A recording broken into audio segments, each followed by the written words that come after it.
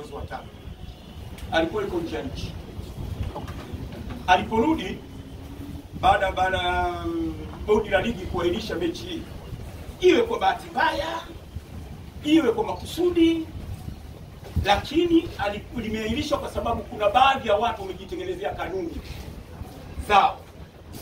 Kwa sababu kukaa na mapanga, kukaa na fito, kukaa na ngumi, matusi, vurugu, kuchukua gari ya polisi kuweka mbele kwenye gari la Simba, ule ni uhuni. Ule ni upuzi, sio mpira. Ile ni kanuni mpya ambayo tumeiona Mwanza.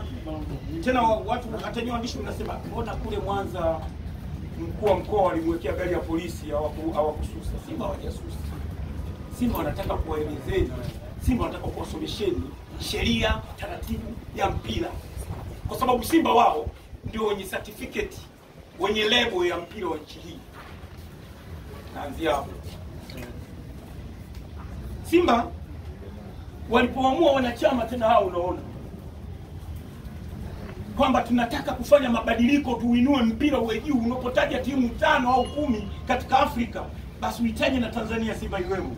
Wengi walibeza. Nini wengine bado kwa vijana pia kwa waandishi wa habari. Walimbeza model. Wanachama tukafanya mikutano zaidi ya 3, lakini mkubwa kabisa tulifanya policy mess. Kwamba Simba inaenda katika mabadiliko ambayo yatakuwa ya uwekezaji ili mpira uweze kukua zaidi. Simba sisi tulinyonga, tulisema hivi, tunataka kwenda kwenye mabadiliko. Mwenyekiti wetu wakati huo Bwana Evans Aveva, kijana msomi, alisema wana Simba mtapata hayo mabadiliko. Wanachama walipokaa wakaipelekea TFF, mabadiliko yetu sisi ni haya, tutakuwa na bodi. TFF wakasema hivi, kanuni na katiba yetu haifafanui kuwa na uwekezaji katika vilabu vya wanachama. Tupeni muda lao wa mwaka mmoja tuweke kanuni na sheria ili iwepo register. Sisi tukakubaliana. Leo bwana mmoja anaitwa Mheshimiwa Karia amerudi hapa, anasikia vyombo vya habari, watu wanatukana, watu wanafanya nini, kwamba bodi lijiuzuru kwa ajili ya mechi tarehe 8. Karia alisema maneno haya yafuatayo: mpira wetu tumeuweka juu. Hatutakubali mpira huu ushushwe na watu wa kuuzi, wajinga, wana desturi za kitoto. Tutaulinda mpira wetu. Mimi wananiambia Simba, mimi sio Simba, mimi Coast. Lakini nyakati ya uongozi wangu mimi, klabu iliyofaidika ni Yanga. Anaongea kwenye vyombo kama hivi. Kwani wao tuliwalinda sana mimi na uongozi wetu. Sasa hapa ndio swala hili waandishi wa habari mmeliacha tu linaelewa, lazima mruhusu. Mimi nimejiuliza na watu wa Simba, wamefaidika nini Yanga? Na huyu Mheshimiwa Karia anasema, kaongea kwa neno moja la Kiingereza kwamba amewalinda sana Yanga. Kivipi? Papata jibu, mkono unaotoa na mkono unaopokea. Ule mkono unaotoa ndio unachukua mamlaka. Sasa Karia amefanya jambo gani? Jambo la kwanza alofanya kupitia Yanga, timu ya GCM, kutaka kuwavalisha wote jezi za GCM hapa. MT Mlamini Mwenzi, kama sio ushujaa wa mama Babla, dada yangu yule, sote tungevaa jezi hapa imeandikwa GCM na njano, ambao sio sahihi. Alipoondoka, waliposhindwa ile Simba, waliposhinda ile taarifa ile na hakuwepo tena mdhamini, akatoa kwa zile timu mbili alizowekeza, akarudi kwa mlango wa nyuma, uwekezaji wa timu zaidi ya moja. Najiuliza kitu kimoja, Simba walipotaka kuingia kwenye uwekezaji, tumeambiwa kanuni haiongei. Kwa nini GCM anataka kuwekeza zaidi ya timu 2, zaidi ya 3? Kanuni inasemaje? Haiongei lolote. Kwa nini wasiseme ngoja tukae tujadiliane ili tutengeneze kanuni ambayo itakuwa fair kuinua mpira wetu kwenda juu? Hakufanya hivyo. Pale ndio mafaidiko ya kwanza ya Yanga Afrika kwa Karia.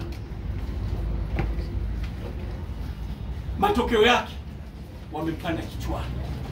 Marefali wanapanga wao. Hata mtangazaji hatumtaki Mpenja, tuletee Ngodo. Sasa wao nani? Wao bodi la ligi. Matokeo yake sasa Karia leo kila nilipokaa anatokea hata muuza nyanya kama mimi Manzese. Karia mjinga wewe, Karia mpumbavu. Hivyo kweli mtu wewe rais yule kafu kaupeka mpira ana heshima kubwa. Mtu anaweza kumtukana mpumbavu? Sisi tunasema hivi, Kabudi hayawezi haya mambo. Kama waziri wa mambo ya ndani wa nchi hii aliachia magari ya polisi pale uwanja wa Taifa kuizuia Simba isiingie, basi hata Kabudi hawezi. Huu mpira bado huku kwenye bodi la ligi, kwa sababu bodi la ligi Yanga mtoto wao. Simba mpira unaocheza mpaka ufika hivi sasa hivi ni nguvu zake mwenyewe, uwekezaji, wanachama na kwa pamoja na bwana mdogo amediali fanya kazi kubwa. Hao wazee msione hivi wanafanya kazi kubwa usiku na mchana, ndio Simba imefika pale. Lakini light Simba singekuwa hivi, kuwa katika umoja wao, kupambana na kucheza mpira, kuwekeza vizuri katika soka, kuwa na vijana wazuri kina Hoa na wenzie, ingekuwa balaa kubwa. Kwa haya machache, mimi napenda kuzungumza jambo moja vijana wangu. Tena moja. Leo sisemi sana, jambo moja tu. Kabudi kama anataka kukaa nao amwite Musoni. Bado yuko hai. Aje muangalie vizuri hawa Yanga ndio namna gani kwenda. Lakini kwa mimi ndio nataka, mimi ndio kuona na wana Simba wote, kwa sababu tunaweza kuhamasishana. Kama watu wa Yanga wanasema watamwaga damu, Mchengerwa wanaangalia. Waziri wa mambo ya ndani hawawezi. Kwa hiyo tunazungumza kwamba mpira huu bado urudi huku kwenye TFF, mpira huu bado urudi huku kwenye bodi ya ligi. Mguto leo akae hapa aseme kapewa nini na Yanga mpaka umewabeba mpaka wanashindwa kusema. Kwa haya machache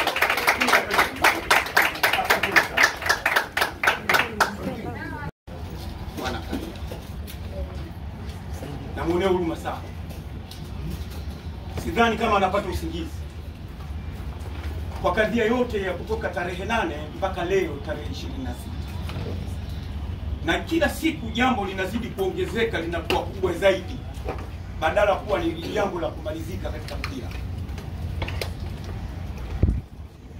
Ligi ni mpira.